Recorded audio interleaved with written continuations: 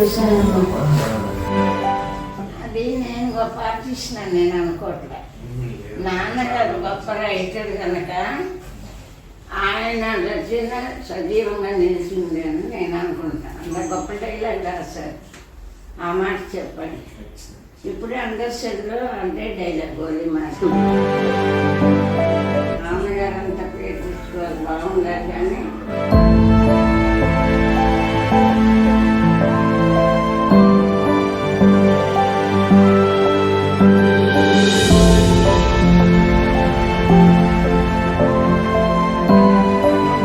మీరు ఎంతో గొప్ప డబ్బులు ఎవరైనా సంపాదిస్తారు కానీ మంచి మనసున్న వాళ్ళని సంపాదించలేదు. మీరు ఎంతో పుణ్యవంతులమ్మ. మీరు భగవంతుడు మిమ్మల్ని చల్లగా చూడాలి.